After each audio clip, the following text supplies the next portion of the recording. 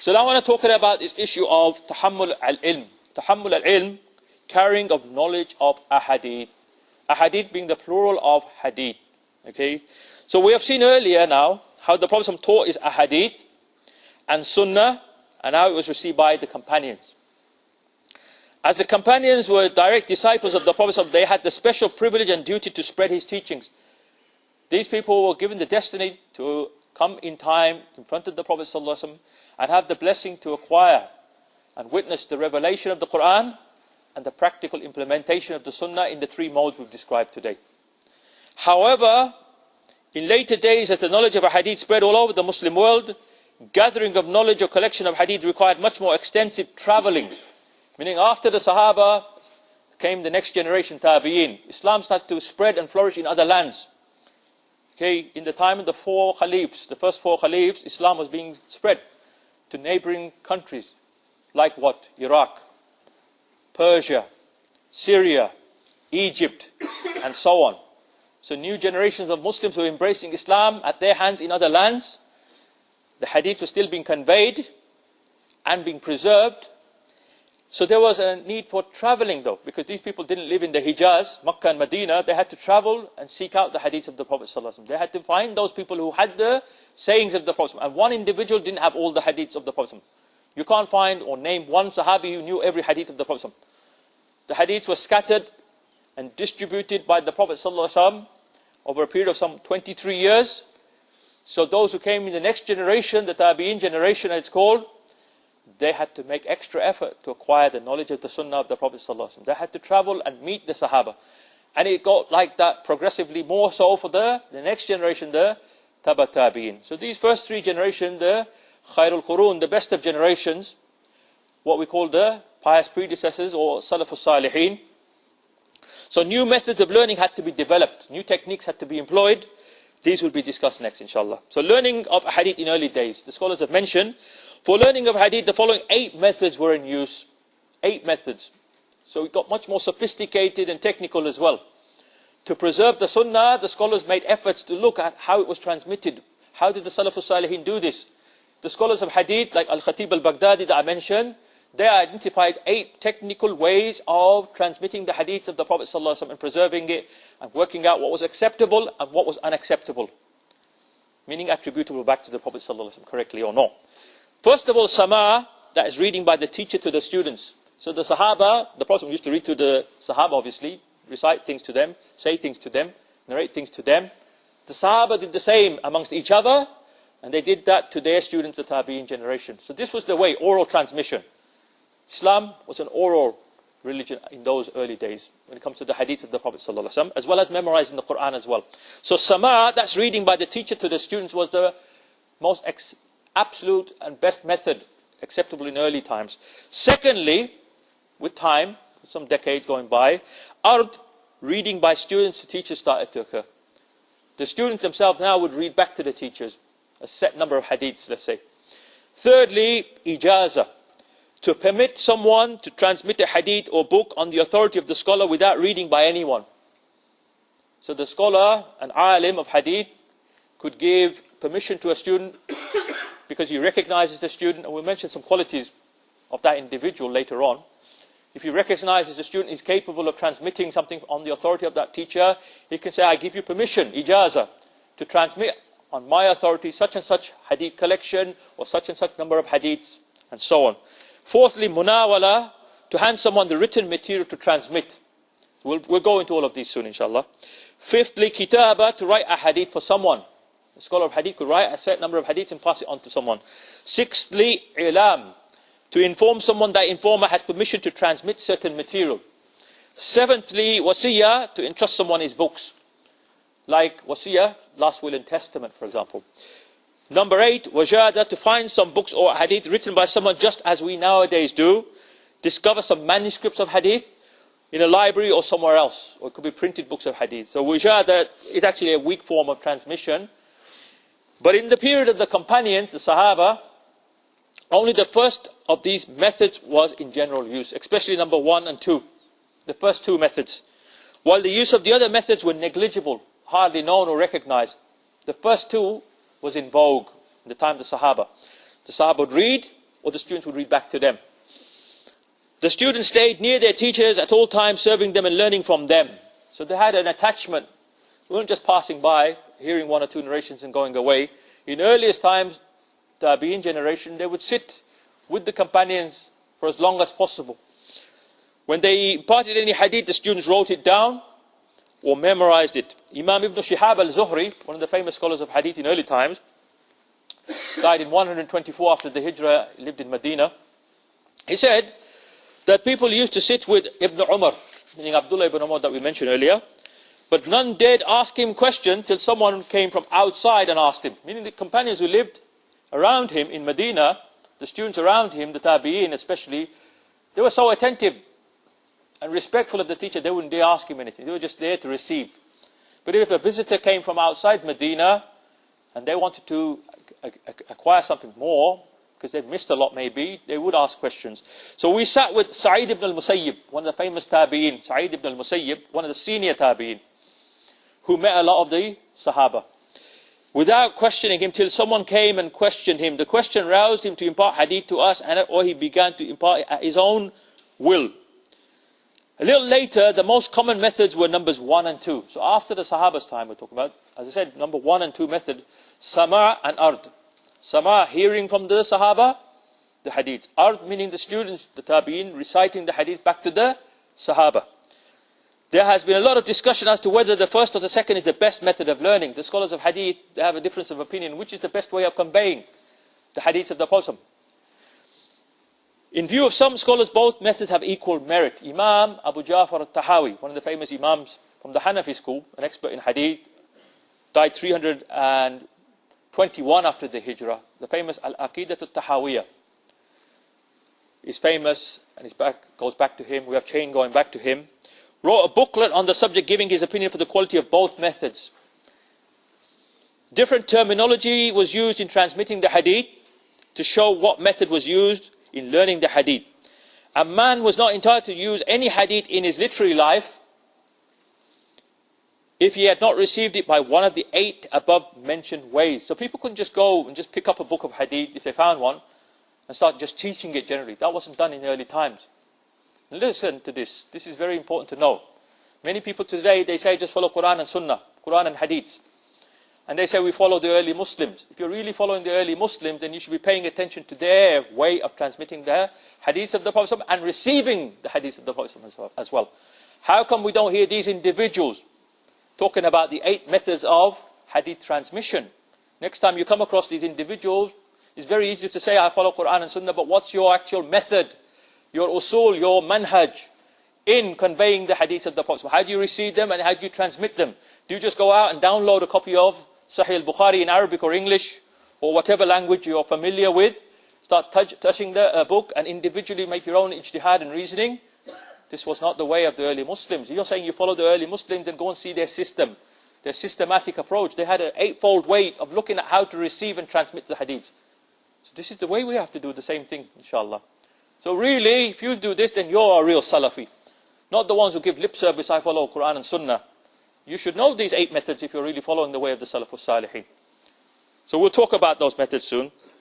So a man was not entitled to use any hadith in his literary life if he had not received it by one of the 8 above mentioned ways. That is up to number 7. As I said, number 8, wajada, wasn't really acceptable to a lot of the scholars of hadith. Number 8 was not recognized by the scholars. And number 8 is what we're finding today. People just picking up the book, reading the hadiths, trying to explain it themselves, and having debates and arguments amongst each other as well. Oh, I found this hadith in Bukhari, you should act on it. As if the scholars didn't know the hadith in Bukhari. The hadiths obviously come from the Prophet, and there were other collections of hadith prior to the time of Imam al-Bukhari. The famous hadiths in Sahih al-Bukhari, which talk about how to pray, for example, because these are the issues that people debate about, how to pray, for example. All of those hadiths about prayer that are mentioned in Bukhari or Muslim, they were already known. They were known in other collections of hadith prior to the coming of Imam al-Bukhari. The famous Imams like Abu Hanifa, Malik, Shafi, Ahmad, they knew these hadiths already. Because they were being transmitted in the famous cities of Islam, in Makkah, in Medina, in Kufa, in Baghdad, in Damascus, and so on. These hadiths were already proliferated. So we didn't have to wait for Imam al-Bukhari to arise in 194 after the Hijrah, and he passed away around 256, And his Sahih was compiled, the final edition of it, some 250 years after the hijrah of the Prophet. Did we have to wait? Had the Ummah had to wait for Imam al-Bukhari? No. We appreciate the efforts of Imam al-Bukhari, but we're not obliged to practice every hadith of Sahih al-Bukhari, because the Imams will look in and tell us which ones are the final edition to practice upon. What is the last sunnah of the Prophet, if there is a conflict as well. So there were experts who did that for us. The Imams did this, but they didn't write these things. Like Abu Hanifa knew this, but he didn't write. Malik didn't write on these issues, nor did Shafi'i, nor did Ahmad ibn Hanbal. Shafi'i has given indication in his Risala, okay, but the likes of Imam Abu Ja'far al-Tahawi, he did the job for us. For example, the Hanafi school, he was a Shafi'i who became a Hanafi. He's left two massive works, Shar Ma'ani al-Athar, Shar Mushkil al-Athar, which talks about the problematic issues that can arise from hadiths, in this sense. That there could be conflicting narration. One set says do it like this, another says do it like that. One says do this, don't do that. How do we join together? How do we harmonize together and practice on one version over another? How do we do that? There's complexities involved. It's not just so simple, just pick up Sahih al-Bukhari and I found this hadith, I'm going to do amal on it. That wasn't the way of the early Muslims. They would hear and they would learn about the hadith, how to implement it or not to implement it, because there was another hadith that you could really practice upon, because they had done ijtihad, some form of reasoning, and worked out we should give priority to this version, not that version, on the same legal issue. So, now let's discuss these methods. Sama, number one, reading by the teacher to the students. This method has the following features. Oral recitation, reading from books, questions and answers, and dictation. Oral recitation of ahadith by the teacher, firstly. This practice began to decline from the second half of the 2nd century, meaning around 150 AH onwards.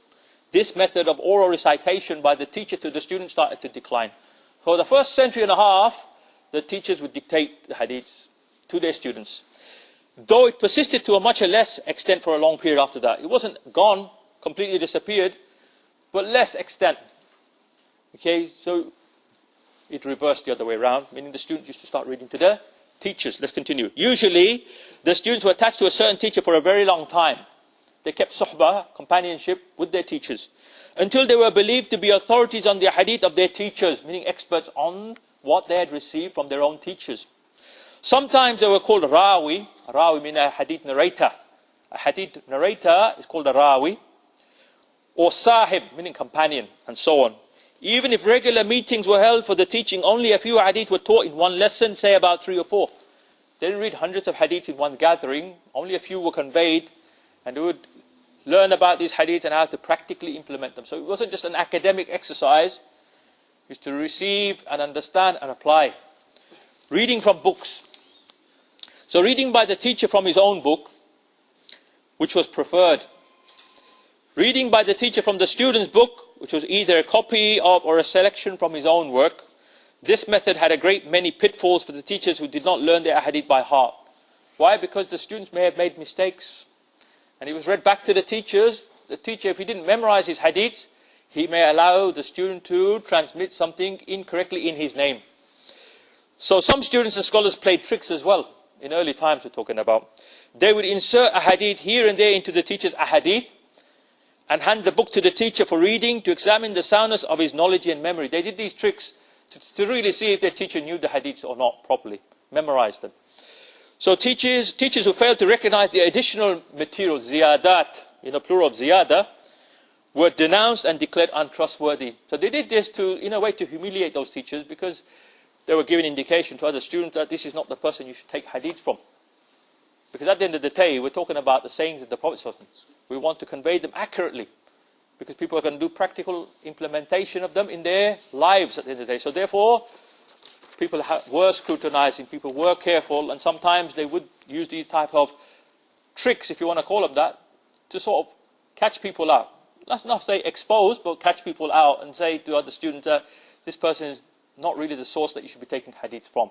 So in the books of Rijal, books of narrators, the names of these type of individuals, these type of teachers have been mentioned as well. So question and answers. In this method, the students used to read a part of the hadith and the teacher read it in full. Now, dictating the hadith. Apart from the Prophet's dictation and his companions' rare dictations of ahadith, perhaps the companion Wathila bin Aska, died 83 after the Hijrah, was the first who held classes for dictation. So scholars have mentioned that one Sahabi, Wathila bin Aska, would actually sit down amongst his students and dictate hadith to them. This method was not encouraged in the early days though, in early times, because in this way a student could gather much knowledge in a very short time without much effort. So in early times, they didn't used to have these majlis of sama, sitting down, the Sahabi would start narrating as many hadiths as he knew. They would want the tabi'in to go around and meet many of the companions, keep companionship with them, and learn from them over a long period of time. So it seems that Imam Ibn Shihab al-Zuhri was the first to depart from this attitude. The scholars have mentioned the one who went away from this technique, this style, was Imam Ibn Shihab al-Zuhri, who's the teacher of Imam Malik ibn Anas, the famous Imam Malik. Imam Darul Hijrah is his title. And Imam Abu Hanifa also took hadith from him as well. Another scholar came to Medina and took hadith from him as well. About the end of the 1st century, so we're talking about 100 AH, we find him dictating a hadith, a method which he followed during the rest of his life. So one of the pioneers, principal pioneers of oral dictation in Madinat al-Munawwara was Imam Ibn Shihab al-Zuhri. Died 124 after the Hijrah. So there were certain scholars who had an extreme distaste for dictation and did not allow writing down as well. There were scholars of that generation who didn't like that. There were others who did not transmit a hadith until the students wrote them down. Some of them even refused to dictate a hadith. The students used wooden boards from which the writing could be erased, meaning it had to be permanently etched, not that it could be just wiped away. There were some others who wrote down a hadith and after memorizing, erased them. So this technique, even now, you can find this as well, by the way. If you go to the deserts of Mauritania, for example, this method of memorizing the Quran, memorizing hadith still exists. In those desert areas of Mauritania, they have that black board, if you want to call it that. And they're using slate or chalk, and they write out the Quran from memory. They rub it out and try and repeat it again until it's etched in the mind. And they do the same for the hadith of the Prophet ﷺ as well. So there are people like that today. It hasn't completely gone away, but it's rare, obviously. So there were some others who wrote down a hadith and after memorizing, they erased them, as I've said. Others used to learn by heart and after memorizing, wrote them down. So they memorized and then they wrote down as well. Just in case they started to forget themselves, they can retrieve a written copy of what they had memorized. So it's a backup copy. It seems that compared with other methods of the teaching of a hadith, these were rare and uncommon practices. From the 2nd century onwards now, besides the usual methods of reading from books, dictation became usual. So the oral dictation became popular after, let's say, 100 AH, the 2nd century. Sometimes regular classes were held for this purpose. Now the method of dictation. The method of dictation. For dictation, 2 methods were employed by the scholars of hadith. Either from a book or from memory. So the scholar, he could narrate from a book or from his memory, which was ideal. In some cases, the students refused to write a hadith being dictated from memory, yet it seems that it was the fashion of the time to rely on memory in transmitting or dictating a hadith. So this is again in earlier times. You're still in vogue. Perhaps it was a matter of prestige and reputation as well, that those who could memorize and orally transmit, they were looked up as being the ideal. This practice resulted, though, in many mistakes owing to the inherent deficiencies of memory. So people were becoming lax and mistake prone as well. So the teachers had to go through their books to refresh their memories as well. So they had the backup copy from that time, after 100 AH we're talking about especially. So in many cases, when they were uncertain, they did not dictate, meaning orally, they would read from their books. So the mustamlis, these people were repeaters. They would repeat what the Shaykh had said. So dictation in Arabic, does anyone know what the word dictation is in Arabic? Can anyone tell me? Imla. Imla means to dictate. So the one who would repeat the dictation of the teacher was called a mustamli in early times. So you know, in the gatherings of Imam al-Bukhari, literally thousands of people would turn up. And you can imagine how far back the audience would be. So every few meters, you know, the voice can't be heard. They would appoint certain people going back as far as possible. Every few meters, someone would be appointed to repeat what the person in front of them had said. Okay? Obviously, they didn't have microphones in that time. So this is the way that they conveyed the hadith in a very large majlis, a very large gathering. So, the mustamli is the dictation method. Due to a large audience gave rise to a new type of work for certain people who were called mustamli. So there was professionals who were employed, who were very good at memorizing and repeating. And they would be put strategically in certain parts of the audience to repeat what the teacher had said if there was a majlis of hadith. They used to repeat the words of the shaykh in a loud voice to the audience. Secondly, to select someone for writing. So the teacher, if he knew there was a certain student who was very capable and intelligent, he would give him the task of also writing as well. As all the students could not write rapidly, sometimes a fast writer was chosen to take down a hadith. Maybe someone who's kept companionship with the teacher for some years or some months, and he knows his capacity and capability, while others watched him writing, lest he should make any mistake. Later, either they borrowed the books or copied them in the presence of the owner, meaning they copied them, but also get them checked over, get them verified as well, that this was correctly written down, and then they would be given permission to transmit. So there was a form of copyright, if you want to call it that, a form of proofreading going on as well in early times. So in literary circles, a class of scribes or warraqun, those who are writing warraqun, was found for the purpose of copying, which gave rise to the trade in books. So they were talking about now, the 2nd century onwards, hadiths were not just orally transmitted, they were being written down, and a method was introduced to start transmitting the hadiths in book form, in the written format. So there were specialists who were experts in writing, specialists in dictating, and specialists who could make copies of the copies as well. So the correction of written copies, there was even people who were skilled in making corrections to the written copies. It seems that the scholars were aware of the importance of revision after copying, the scholars of hadith. Therefore, we find them constantly advising their students, even helping them. Meaning they would sit down, let's go over, let's do some proofreading. Okay, let's see if you actually written it properly or not. Read it back to me what you've written. And let's correct and amend what you've written incorrectly.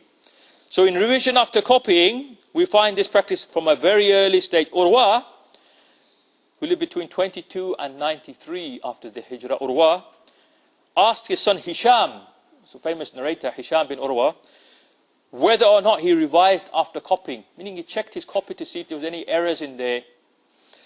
Hisham replied no, upon which Urwa said that in fact it meant he did not write down. So Al-Khatib al-Baghdadi, that I mentioned earlier, that's why I'm mentioning his name, he's mentioned in his book, Al-Kifaya fi ilm al-riwaya, the sufficiency on the knowledge of transmitting hadiths. Al-Kifaya fi ilm al-riwaya. So I mentioned before Al-Khatib al-Baghdadi's book, Al-Jami'. These 2 books are available in print in our time. It's very important. The master hadith scholars of our time, they would be looking to read these books. They would not be looking at later books on Mustalah al-Hadith, hadith terminology, like say Imam Ibn Hajar al-Asqalani's Nuqbatul Fikr or his Nuzatul Nazar or even later works. The real master of hadith, it'd be going back and looking at the works of Al-Khatib al-Baghdadi. Okay? Because the later books rely on the works of Al-Khatib al-Baghdadi or those who came just before Al-Khatib al-Baghdadi, like whom? Al-Hakim al-Naysaburi. Okay? And so on. Because their method of transmitting the science of hadith was to give their chains of transmission back to the earliest scholars who said or defined such and such terms connected to the science of hadith. Okay, so those books are large and complex to decipher and understand for students and many of the teachers of hadith as well, I would say. But the expert muhaddithun of our age, to be recognized, I would say, ask them, have you mastered these books? Have you read these books? Can you teach these books? Because they're not usually taught to people. But there are, I know, some programs are occurring in the Muslim world where they do takhassus on ulum al-hadith, specialized in the knowledge of hadith. Like in South Africa, for example, I've heard of a madrasa or 2. They have 2-year intense programs where they study these types of books that I'm mentioning. In-depth programs. Okay, so these are rare. And if you're really interested in hadith, you have to travel and study and sit down with the scholars and become a specialist, inshallah, yourself. So now, ard, we talked about number 1, sama. Number 2, ard, reading to the teachers. Number 2, so another method was that the book was read by the students to the teacher or by a certain man called a qari, a reciter. and other students compared a hadith with their books or only listened attentively. Later they copied from the books. This method is called ard. So ard here with the ayn, by the way. Okay. Unfamiliarity with this terminology may cause misunderstanding even to Arabs. Some people may not understand this term, but this is a term that's used in the science of hadith. So certain words are specific to certain sciences as well. They can mean one thing in one science and something else in another science. So it seems that ard was the most common practice from the beginning of the 2nd century. Beginning of the 2nd century, so after 100 AH. Beginning of the 2nd century. In this case, either copies were provided by the teacher themselves, as many of them had their own scribes, katib or warraq. The scribes are called a katib or warraq. Or students had their own books, their own copies, copied earlier either from the original or from another copy of the same work. In copying, they usually made a circular mark after every hadith. This is a technique that they employed. And even today you can see this technique. If you get Arabic manuscripts that you can freely find on the internet, Sahih al-Bukhari, Sahih Muslim, you find hundreds of years ago these copies are from 6th, 7th century usually, 8th century, a lot of these copies, you can find them on the internet, digital copies. You see some of the best manuscripts will have this. After every hadith, there will be a circle put at the end of that hadith. Okay? Whenever a student finished the reading of a hadith, he made a sign in the circle or somewhere else to show that this hadith had been read to the teacher. So basically, one circle, it's been read once. And if he'd read it back to the teacher, he'd put a dot in the circle, a dot within the circle. So this is a proofreading technique if you think about it now. So as I say, you can see that today. Just go to the internet and put in Arabic, type in Arabic, makhtutat, meaning manuscripts or makhtuta, Sahih al-Bukhari or Sahih Muslim in Arabic, and it will take you to a certain website or two, or many, and then you can download a copy, PDF copy, or image files, and you'll see the best manuscripts usually have this technique employed. So this procedure continued for hundreds of years as well. This method of narrating the hadiths, this method of proofreading the hadiths, putting a circle after each hadith, or after each paragraph, and if it was read back by the student, they'd put a dot in the circle. Okay? So this was necessary because even when a student knew a hadith through books, he was not entitled to use those materials for teaching or for his own compilation till he received them through properly recognized methods of learning. They couldn't just go away now and start narrating and teaching. This is the way of the Salaf al-Salihin. We really want to follow the way of the Salaf al-Salihin. This is the methodology of the Salaf. People talk about, we follow the Salaf, we follow the manhaj, the minhaj. Tell us the manhaj and the minhaj. This was their way. If one did not follow this method, he could be accused of stealing hadith. Sariqul hadith. Could be accused of being a thief of hadith. So there was a very rigorous procedure. Rigorous techniques were employed by the imams of early hadith literature on how to write hadith and transmit hadith, which meant that a scholar used materials in teaching or in compiling his book, which, even though genuine, were not obtained through the proper way, meaning through the correct mode. A modern parallel to this practice is the copyright law. If you think about the copyright law, a man can buy 1 million copies of a book but may not print even a few copies without permission from what? The author or the publisher. The early scholars had their own method of copyright, where one could not use materials simply by buying a book. Just because you found Sahih al-Bukhari in the market, they didn't give permission to anyone to start narrating from there to their students. They had to get authorization, valid authorization before transmitting hadith, say from Sahih al-Bukhari. So when a hadith was read more than once, the students made additional marks for every reading. They would put another dot somewhere, or some form of point on the text to show that they had done this again. Sometimes scholars read the same book several times. So we do have these manuscripts as well. You can find them in manuscript libraries, like in the Suleymaniya library in Istanbul, or the Zahiriya library in Damascus, and other places as well. So number 3, Ijaza, the third mode of transmission. Ijaza, permission.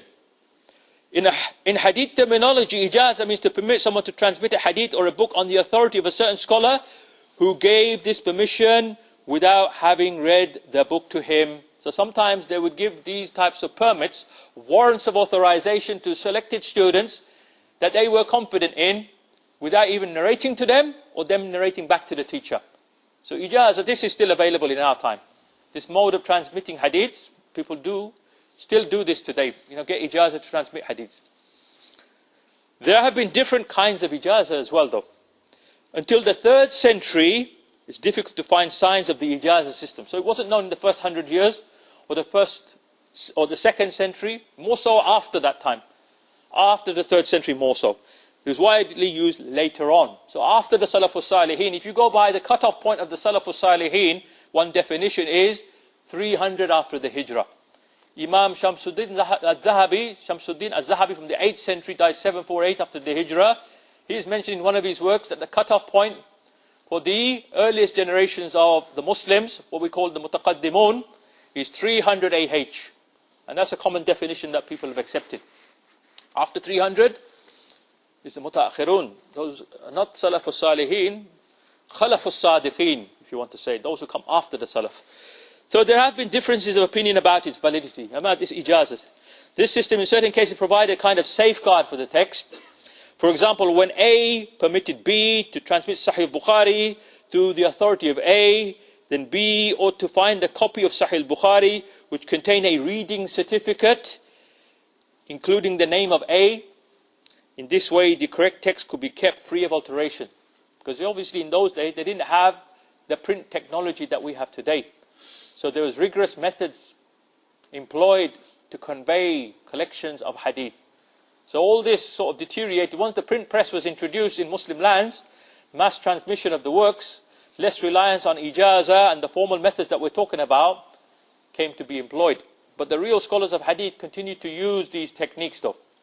They still did try their best to employ these techniques. So number 4, munawala, handing the book to a student. When someone gave a student a manuscript along with the authority to transmit it, for example, Imam Ibn Shihab al-Zuhri that we mentioned gave his manuscript to several scholars like Sufyan al-Thawri, one of his students, Imam Sufyan al-Thawri from Kufa in Iraq, Imam al-Awza'i from Syria, Ubaidullah ibn Umar and so on. It was called munawala. The Shaykh gave his collection of hadith, handed them over to a student. This was called handing the book to a student, munawala. So this was not a common practice even in the early days. Not a common practice in the early days. And then number 5, kitaba, correspondence, kitaba. So this means writing a hadith to give them to someone else to transmit. So in modern terminology, this could be called learning by correspondence. So we have this today as well. There were quite a good deal of activities of this sort in early times. We're talking about probably more so after the 3rd century. This practice started from the very early days and can be assumed to have started from the very beginning, but it became more common later on. Official letters of the rightly guided Khalifs, the Khulafa Rashidun, the first 4 Khalifs, contain many ahadith which are transmitted by scholars. Besides this, many companions later on, many scholars wrote down ahadith and sent them to their students. So number 6, i'lam. I'lam, to inform about ahadith.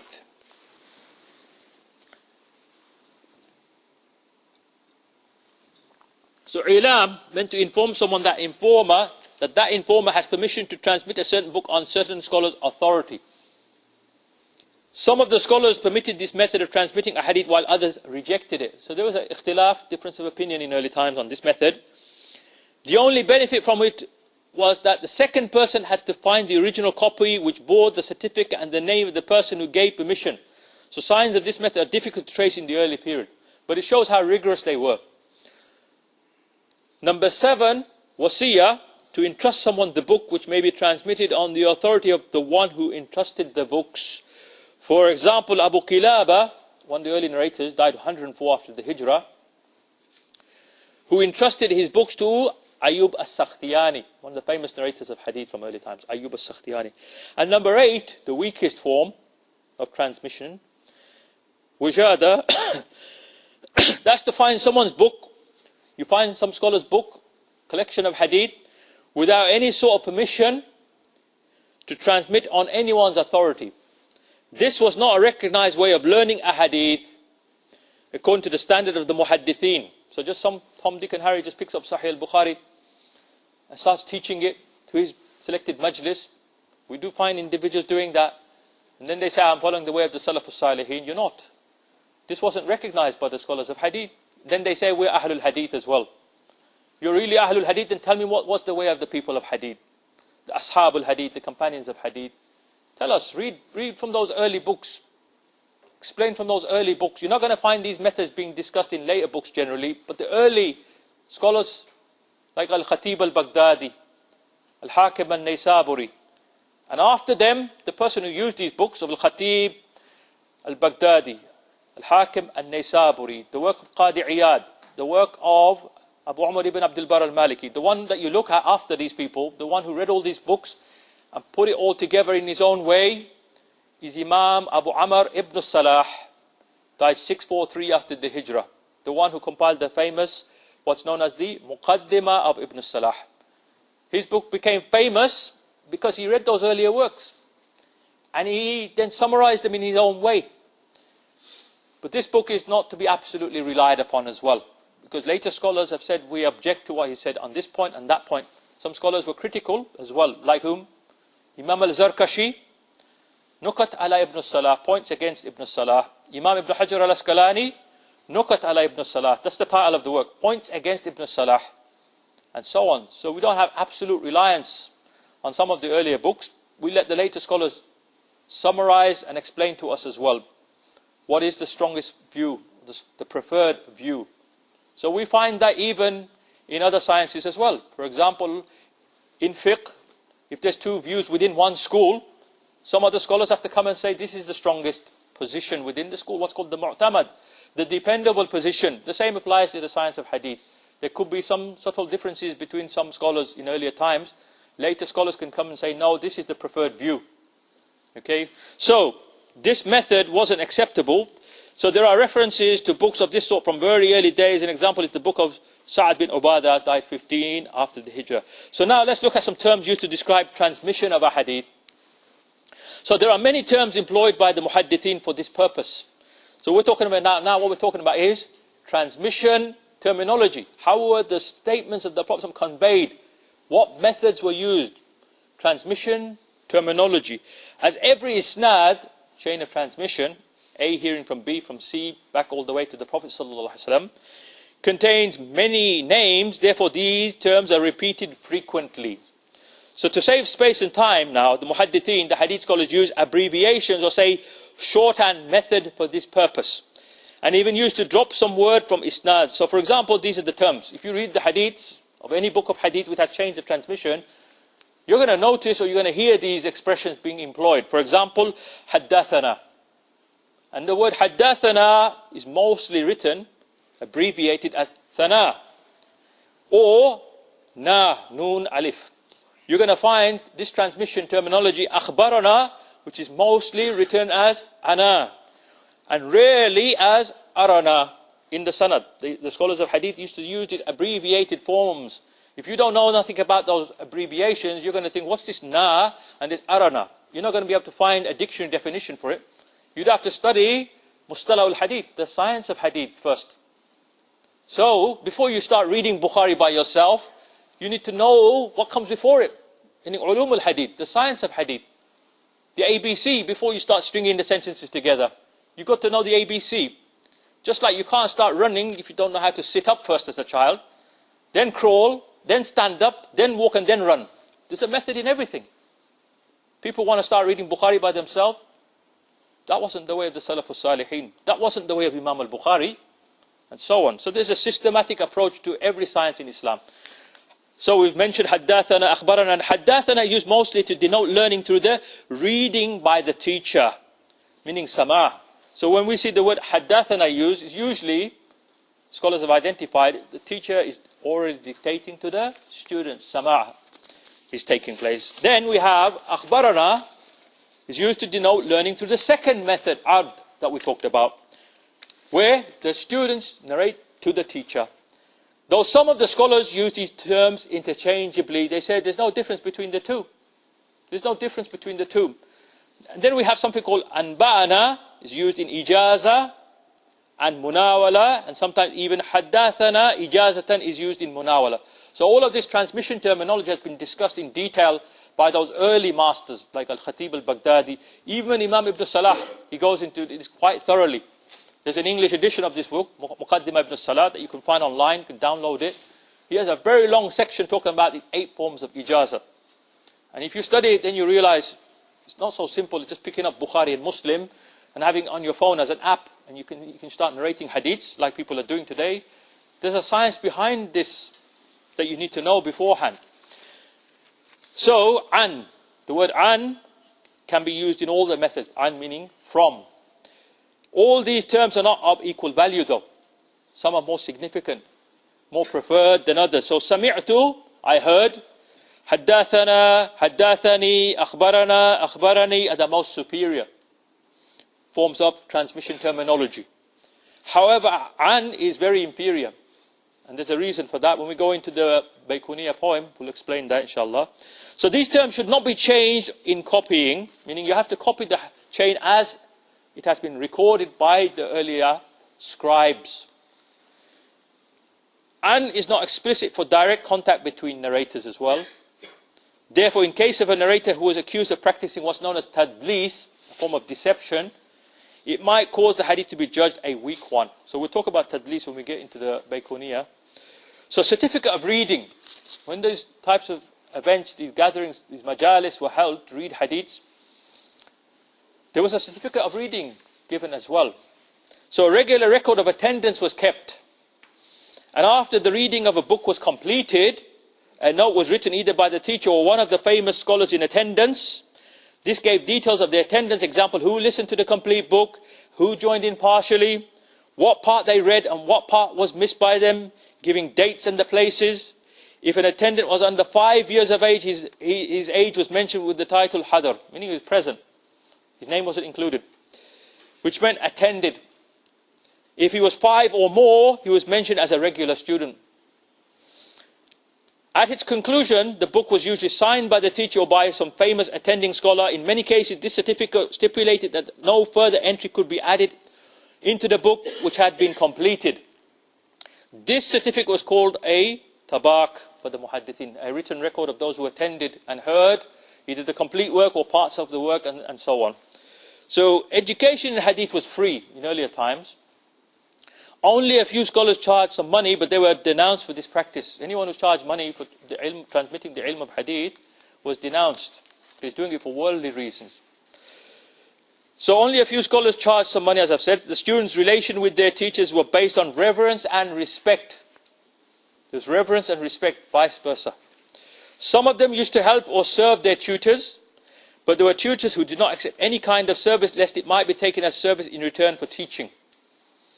In many cases, the teachers even helped their students financially. If they were well-off teachers, they would help their students. And it was quite common to offer meals to them. A noteworthy phenomenon of the education hadith was the continuous travelling of students and scholars to collect a hadith. So for a long period of time, this was in vogue, that people would travel to seek out the scholars of hadith, hear hadith, write hadith, convey hadith.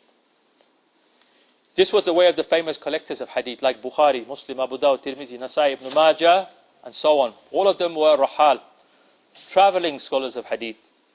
So perhaps journeying was an essential part of a studentship. Al-Khatib al-Baghdadi wrote a book on the subject called Al-Rihla. Al-Rihla, travelling to seek out hadith. This book is also available in our time. So he mentions examples, the arduous trips that the scholars or the students used to take to visit the scholars of hadith, travel and sit with them, take from them, transmit from them, wherever they went. So, what about the ages of students? This is interesting as well. First, they learned the Quran. The students will learn the Quran, mostly by heart.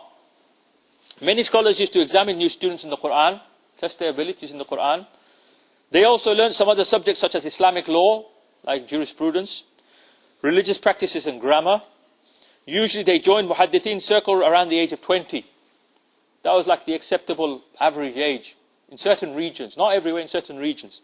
In the era of the tabi'in, the successors, students were about 20 years of age when they started learning ahadith. Okay, where is this mentioned? In Al-Rama Hormuzi's book. Al-Rama Hormuzi, one of the earlier experts on Ulum al-Hadith. Imam Ibn Shihab al-Zuhri, he spoke of Ibn Uyayna, Sufyan bin Uyayna, famous Rawi, transmitter of Hadithi student, who was 15 years of age as the youngest student he had ever seen. So 15 was unusual to him. Musa bin Ishaq says the Kufans, the people of Kufa in Iraq, sent their sons to learn hadith when they were 20. Sufyan al-Thawri and Abu al-Ahwas gave 20 years as the age at which study of hadith began. So they were quite mature young men at that time. The Syrians, though, began to write at 30. Quite mature. If you think about it, people didn't live very long if you think about it. The average age, someone may have lived to 60. 70 and 80, these were rarities in early times, if you think about it. 60 could have been the average. So 30 is half your life. Quite mature. The Basrans began to learn when they were only 10, which was quite rare. Imam Ahmad ibn Hanbal started when he was 16. It ought to be remembered that this was a common practice in literary circles, with many exceptions, and not a compulsory which must be followed by everybody. However, in later periods it was not observed. This broke down. It wasn't recommended, oh, he must be 15, he's not coming into my circle. He must be 20 or 30, he's not coming into my circle. Later times, the rules became more lax. Okay, so, however, in later periods it was not observed. For example, Al-Dabari, Ishaq Al-Dabari, he is the transmitter of the work known as Musannaf Abdul Razak As-San'ani. The first person to edit this book, get it printed in our times, is the late Sheikh Habibur Rahman Al-Azami. I mentioned today Mustafa Azami. His teacher was the late Sheikh Habibur Rahman Al-Azami from India. Okay, he is the first person to publish Musannaf Abdul Razak. It's multi-volume work, more than 10 volumes if I recall, using some manuscripts. The person who transmits the Musannaf of Abdul Razak, guess how old he was only? Ishaq al-Dabari. How old do you think? 7, only 7 years of age. This student, a 7-year-old, was given Ijaza of some type to transmit the collection known as the Musannaf of Abdul Razak As-San'ani, which was rare, but it did happen in early times. And Abdul Razak As-San'ani, he is the student of the likes of Imam Malik, Imam Abu Hanifa, Imam Sufyan al-Thawri. He's a traveler. And his students, Abdul Razak's students, are the likes of Yahya ibn Ma'in, Imam Ahmad ibn Hanbal, and others. So very famous Imam from Sana'a in Yemen.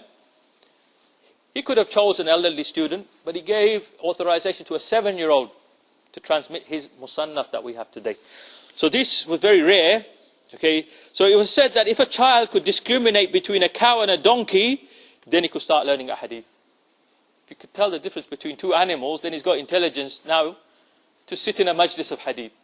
And I'm not saying this was common in every seat of learning. It's some places only. So, on the other hand, especially in the 2nd century, many scholars were considered weak in their hadith from certain teachers on the grounds of their youth when they wrote them down. For example, Amr al-Bayruti is considered weak in the hadith of Al-Awza'i when transmitting from Imam Al-Awza'i, as he was young when he wrote down from Awza'i. Similar charges were made against the famous narrator Imam Ali ibn al-Madini, not al-Madani, Ali ibn al-Madini, the teacher of Imam al-Bukhari. Ibn Abi Shayba, who's also one of the teachers of Bukhari. Hisham bin Hassan and so on. However, though, later the situation changed completely. It reversed. People began to bring even their infants to the lectures of hadith. This was common. The attendance of a child at such lectures entitled him to a certificate which gave the name of the child if he was under 5, as proof that he attended the lectures. But if a child was 5 or more, it was mentioned in the certificate tibaq that he learnt certain books from certain scholars. So this wasn't frowned upon. You know, sometimes we find some scholars of hadith will say, no, don't bring non-ulama into these majalis, these gatherings. This is only for the ulama. Okay, they want to be strict, they can be strict. But there were other ulama in earlier times, they did allow even infants to come in. And I've just given you one exception. How did Imam Abdul Razak allow a 7-year-old to transmit the whole of his Musannaf? Obviously he accepted that this man, this young boy, not even a man, was acceptable. He had the memory, but he did make some errors, by the way. Scholars have said Dabari used to make mistakes in the transmission of the Musannaf as well. Why?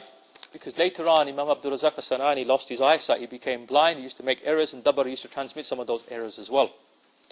So this practice, according to which a child of 5 years is awarded a certificate of matriculation or graduation in hadith, sounds like a joke. Some people say, what kind of joke is this?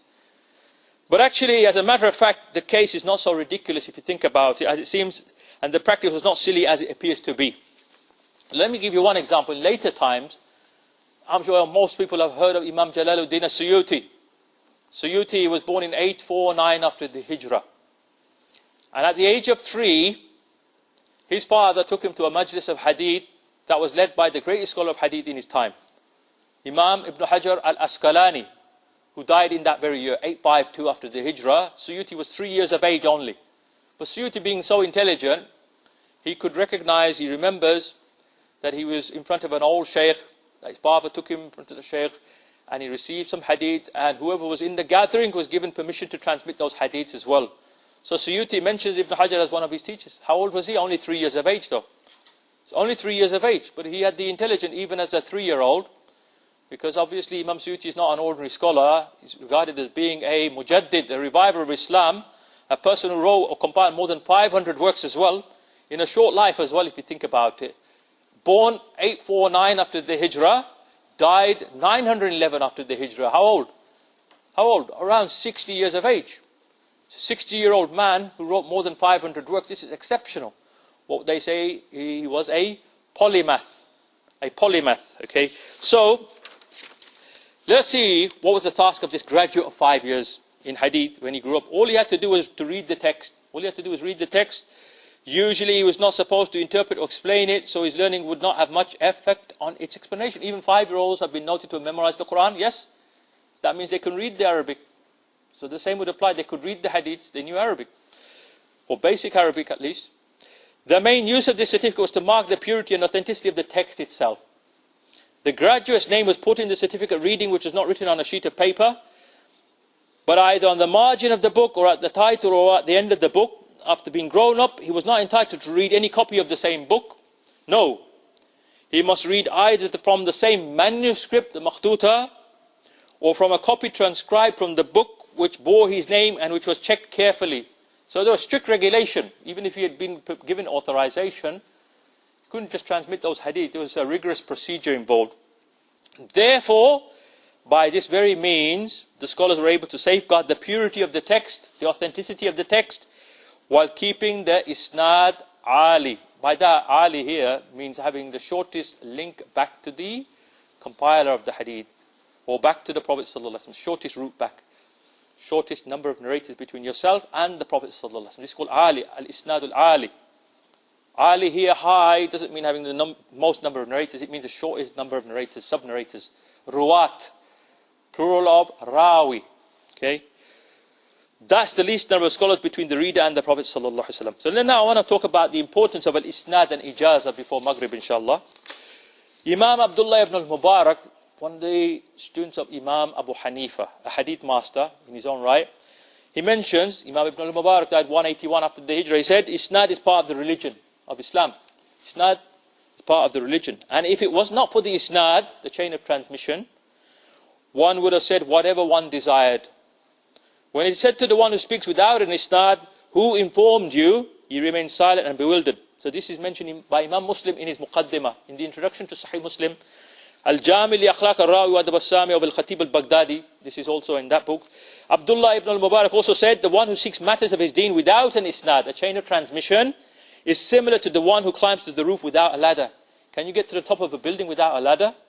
So you want to really get back to the sunnah of the Prophet ﷺ, then the ideal method for the students of hadith, those who are really ahlul hadith, and they love the people of hadith, the scholars of hadith, then you seek out the hadith with the chains of transmission from your time back to their time.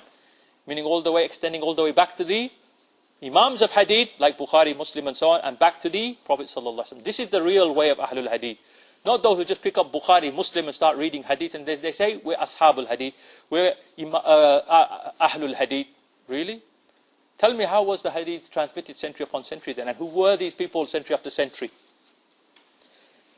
So Imam Sufyan al-Thawri died 161 after the Hijrah. He said, isnad is the weapon of a believer. When one does not possess a weapon, then with what will he combat? So if you want to prove something, and you want to prove the authenticity of something coming from earliest times, you should give a link back to that statement. Imam al-Shafi'i said, the example of the one who seeks hadith without an isnad is of a person who gathers wood in the night.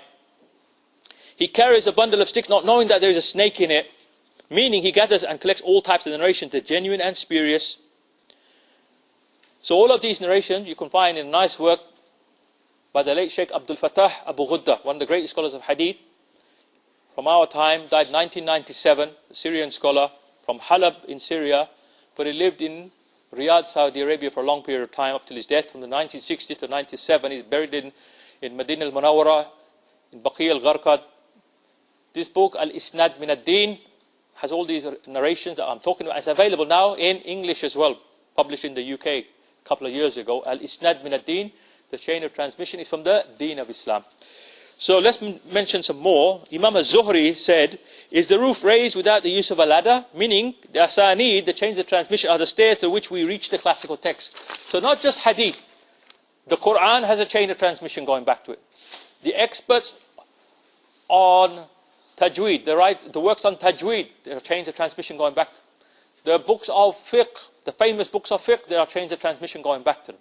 The famous books of aqidah, there's chains of transmission going back. The famous books of hadith, there's chains of transmission going back. The famous books of Arabic grammar, there are chains of transmission going back. The famous scholars who teach these books in our time, if they lack these chains of transmission, then question, why are you not in possession of these chains? If they don't, then they've dropped a standard or two. They're not really imitating the forerunners, those who come before us. So let's mention Imam Ahmad ibn Hanbal said, seeking the high isnad is a sunnah of our salaf. High isnad, I've said to you, al-isnad al-ali, trying to find the shortest route back to the Prophet ﷺ.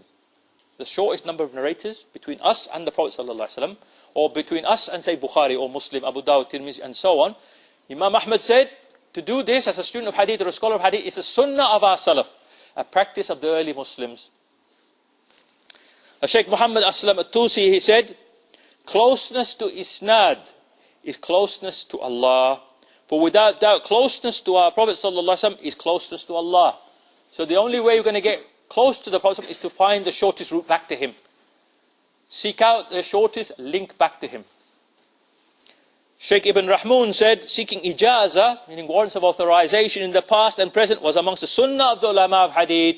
The scholars of hadith would seek out Ijaza to receive the books of hadith with permission, warrants of authorization, in order to preserve the tradition of Isnad and in turn the Sharia. However, it has been forgotten in these times, our time especially, and Ijaz and Sanad have been neglected because scholars thought that knowledge was only in teaching and being outstanding, meaning relying too much on the printed literature, okay, and just teaching it and not really following the methods of scholarship over hundreds of years. As I've said, this deteriorated more so once the print press is introduced into Muslim lands, a couple of hundred years ago, let's say. When the reliance became on the print press, there's benefits, pros and cons. People started to become lax in the way knowledge was transmitted as well. So Imam Abu Nasr, Ahmad ibn Nasr al-Faqih said, there's nothing hard upon the people of ilhad, deviation, no more despised by them than hearing hadith and its narration with isnad. You know, in early times, this used to affect the deviants. They didn't like people transmitting evidences, knowledge, hadiths, with the chain of transmission. Imam Yahya ibn Ma'in, a famous Imam, a Hanafi scholar of hadith, and a friend to Imam Ahmad ibn Hanbal, and someone may say, who said he's Hanafi?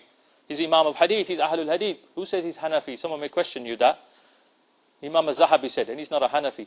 Imam al-Zahabi said Yahya ibn Ma'in was a fanatical Hanafi. Not just an ordinary Hanafi, a fanatical Hanafi. Very strong into the Hanafi school. And lately, one author in the Arab lands has actually compiled a work in Arabic, about 80, 90 pages probably. I haven't got it, I've seen it on the internet.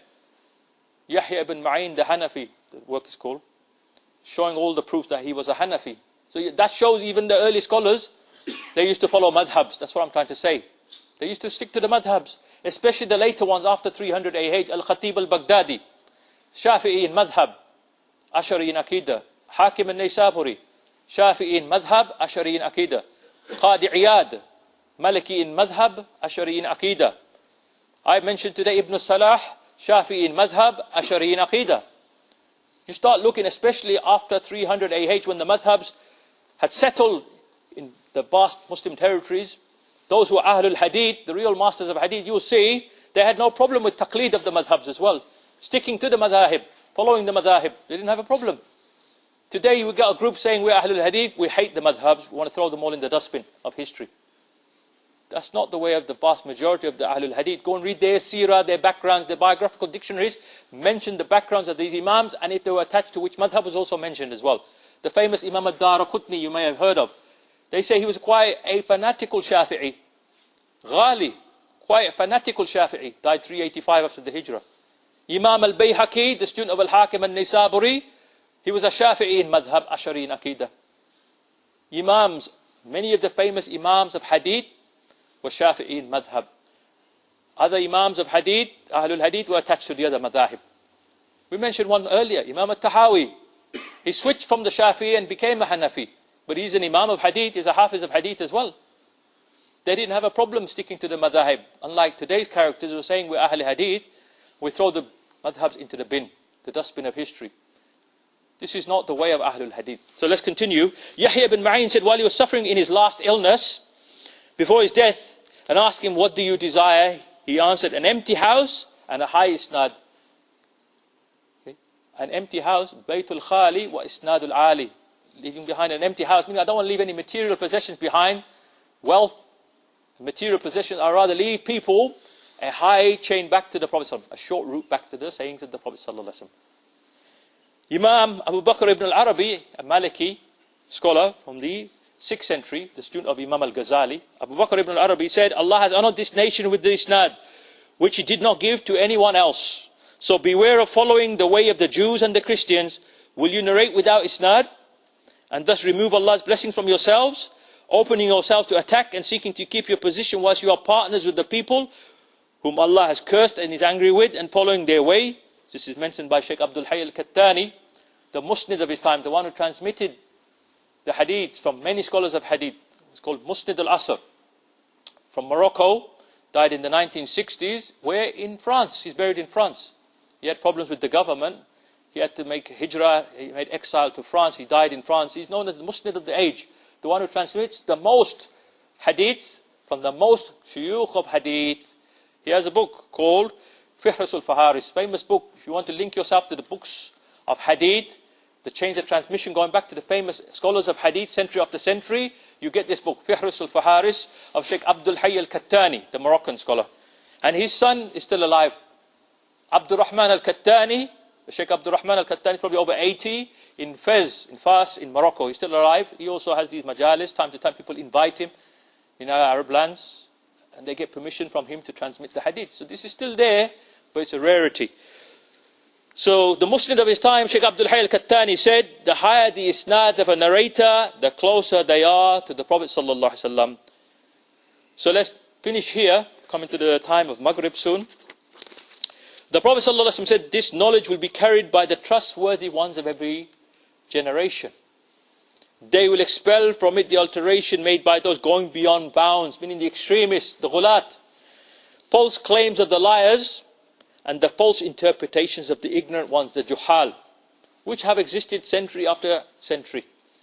Century after century. There have been ignoramuses. Okay, even in the time of the Prophet, some people contended with him, claiming to be a prophet. We've heard of Musaylim al-Kadhdhab. Even after the time of Abu Bakr Siddiq, people refused to give zakat. Rebellion was taking place against Umar ibn al-Khattab, Uthman ibn Affan, Ali ibn Abi Talib. So the Prophet told the Sahaba, beware, there will be these type of mischief makers, fattan, mischief makers who will come time to time. So there has to be a way of preserving the deen of Islam. And the preservation was done through the chain of transmission system. This is mentioned by Imam al-Bayhaqi, this narration in his Sunan al-Kubra, volume 10, volume 209, and there's some other references I'll skip. Before Salah, let me just mention something about Ijaza, meaning of Ijaza. Technically, that's permission to transmit orally or in writing. According to the traditionalists, the hadith called Ijaza means a license given by a sheikh to a transmitter, authorizing the latter to transmit a text or a whole book without involving direct study of the text. In his turn, the sheikh writes the permission in his own hand, or someone else writes it on his behalf, or he declares it orally and sends it in a letter. So there's 4 elements of Ijaza. Let me just quickly mention before we move on to the next session after Salah, inshallah. Mujiz. What is a mujiz? A sheikh who sanctions an Ijaza. The one who gives the Ijaza is called a mujiz. Mujaz lahu. He is the rawi, the transmitter, the one who is given the Ijaza. Mujaz lahu, meaning the one who receives the Ijaza. Mujaz bihi, the material, a work that's received through a chain of transmitters. Mujaz bihi, meaning what's been conveyed. And then, lafz al-ijaza, the words in which the ijaza is given. Like for example, ajaztu laka, I give permission to you to transmit what you've heard from me today, for example. If I narrate a hadith, I can say, I give you permission to transmit that hadith, then you have the authority, the permission to narrate it. So we've talked about these methods, and the scholars have differentiated what's more superior. Is ard more superior, or is sama more superior? Imam Ibn Salah in his Muqaddimah, he talks about all of these things. But one thing I'd like to mention, I'm not going to go into because of lack of time. You know, audition from someone behind a barrier, is it void or not? Because I understand the sisters here today, they obviously can't see us, but they're hearing, and we're going to narrate hadith. Is it valid for them to receive these hadiths or not? Let's see what Imam Ibn Salah says. He says, audition from someone behind a barrier is valid if, when he relates the hadith personally, his voice is recognized. So you know who I am because obviously I've been bought in. The person who's bought me knows who I am. And you are witnessing who I am, and you can verify. Some of you know who I am personally. So the voice is verified now. It's also valid when the hadith are being recited to him, if his presence behind the barrier is known to one of those being granted the audition by him. For recognizing the teacher's voice or presence, one should be permitted to rely upon the word of someone trustworthy. They used to hear hadith from Aisha radiallahu anha and the other wives of the Messenger of Allah sallallahu alaihi wasallam from behind a barrier. The male Sahaba, the Tabi'een, they used to come, they used to hear from the wives of the Prophet sallallahu alaihi wasallam, Ummahatul Mu'mineen. They didn't sit in front of them like some people are doing today in Britain and trying to justify it as well. And they're saying we're following the classical madrasa system as well and giving lectures and putting them on YouTube as well. Really, this is the method of the scholars of hadith. The women folk were behind the barrier.